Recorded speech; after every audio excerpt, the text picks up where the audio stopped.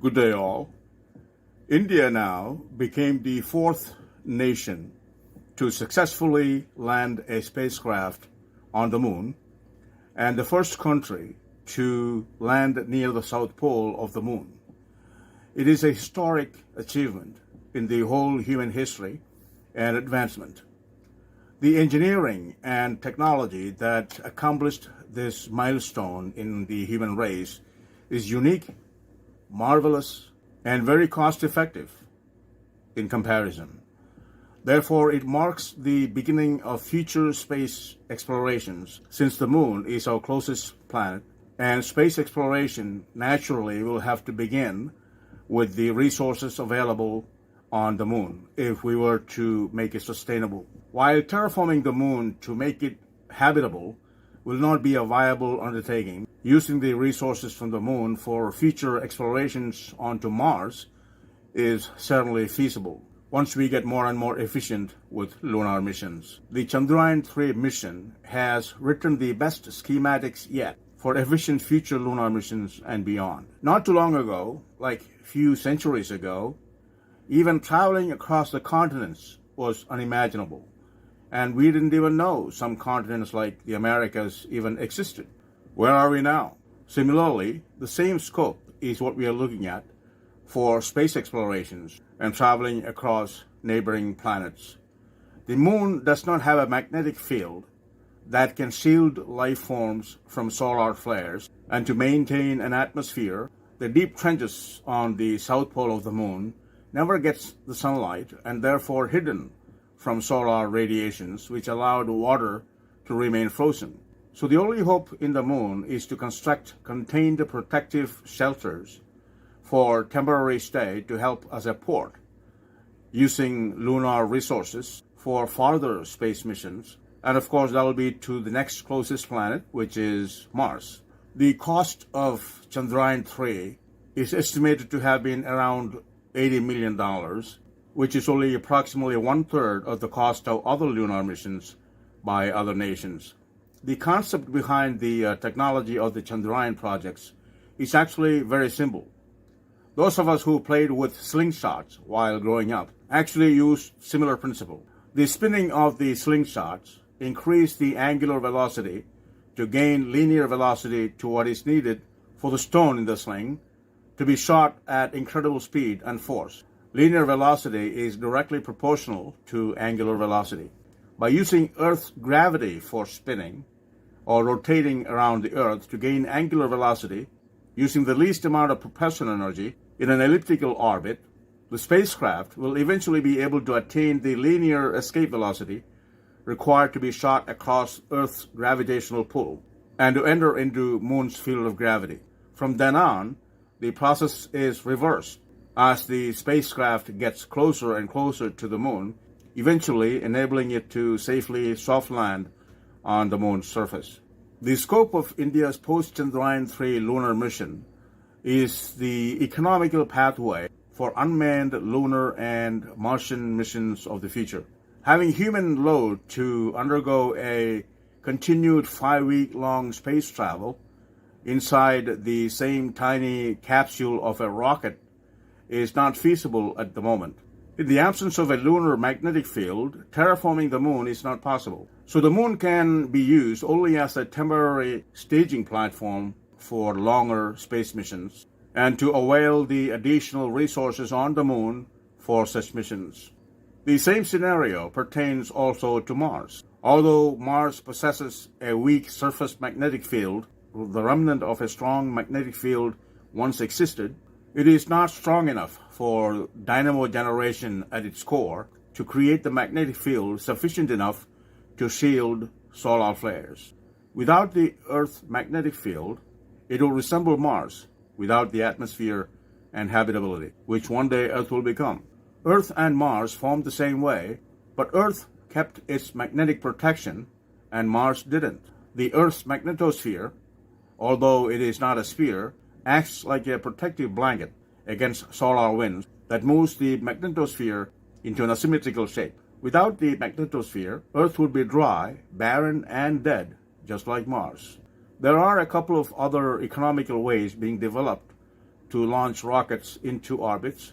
The company Spin Launch is developing a huge centrifuge as big as a football field to spin rockets to attain sufficient angular velocity to launch them into space. With an hour of spinning in a vacuum chamber centrifuge, the rocket can gain speed to 8,000 kilometers per hour to go up 61 kilometers when a small rocket engine is ignited to gain orbital speed to 28,000 kilometers per hour. Although this technology is very economical, spinning human load inside a vacuum centrifuge is not possible. Therefore, this technology is appropriate for non-human cargo and robots. If this technology is successful, it will significantly reduce the cost of future rocket launches into space. The Spin Launch can perform up to 5 launches per day, which currently takes more than a month. However, challenges remain for the construction of a vacuum-sealed centrifuge that can spin a rocket with a payload using the centrifuge arm that can withstand the momentum created by such a high angular velocity. Keep in mind that momentum is the impetus of a moving body equal to its mass multiplied by its velocity. That will produce enormous tension on the arm of the centrifuge, which can at that point easily warp and break it apart, in which case the rocket will pierce through anything with the linear velocity attained. Repeating that 5 times a day, or even less, and for sustained use is yet to be tested out. But it's an idea that will reduce the cost of future rocket launches. For the moment, India has successfully tested out the most efficient and economical pathway, not only for sustainable rocket launches, but also for future extraterrestrial space missions. Kilometers, as we can see.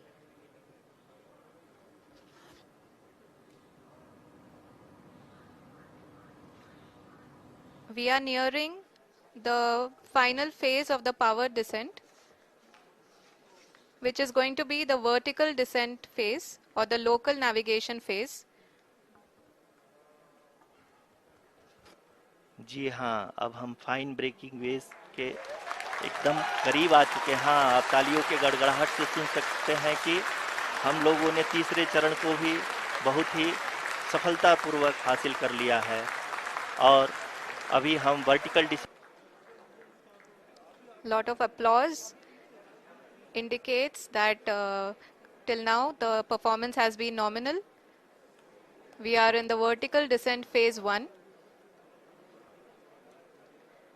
The altitude is being brought down from 800 meters and we are nearing and approaching the lunar surface. जी, आप अपने screen पे देख सकते हैं कि lander का height लगातार कम होता जा रहा है। इस समय हम लैंडिंग साइट के जस्ट ऊपर हैं और इस समय इसकी ऊंचाई लगभग 600 मीटर के आसपास है। इस फेज के दौरान लगभग 150 मीटर के ऊंचाई पे पहुंचने के बाद लैंडर अगेन लगभग 20 से 22 सेकंड के लिए हॉवरिंग करेगा। We are above the landing site. The horizontal as well as the vertical velocity is now being constantly reduced. And the lander module has begun its descent towards the landing site.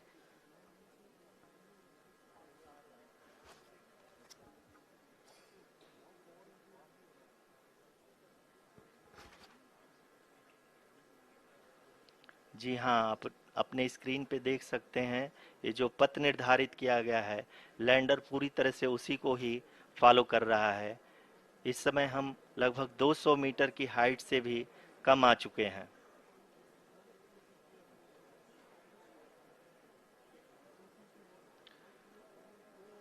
अब हम ये देख सकते हैं कि हम लगभग 150 metre की ऊंचाई पे हैं चंद्रमा के सतह से।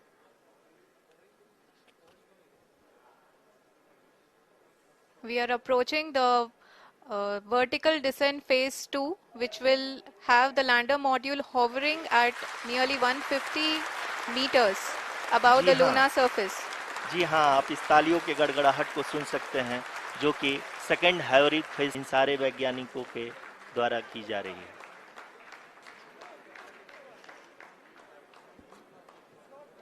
जी हाँ, आप अगर फिर से ध्यान से देखें तो एल्टीट्यूड पुनः कम होता जा रहा है। अभी हम लोग लगभग 135 मीटर की ऊंचाई पे हैं। The sensors that are updating at this point are providing for the lander. अभी आप ये देख सकते हैं कि लैंडर की ऊंचाई लगभग 65 मीटर के आसपास बची हुई है.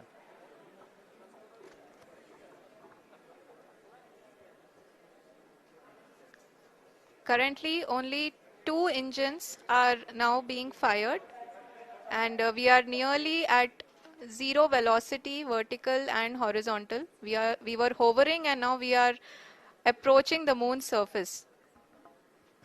धीरे धीरे लैंडर की वेगमान को कम किया जा रहा है और हम अब लगभग 50 मीटर से भी कम आ चुके हैं. We can see the Honorable Prime Minister, Shri Narendra Modi ji, who is here to encourage us, and he is critically looking at the visuals.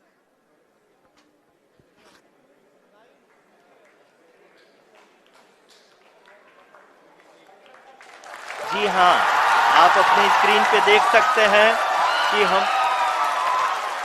Lander module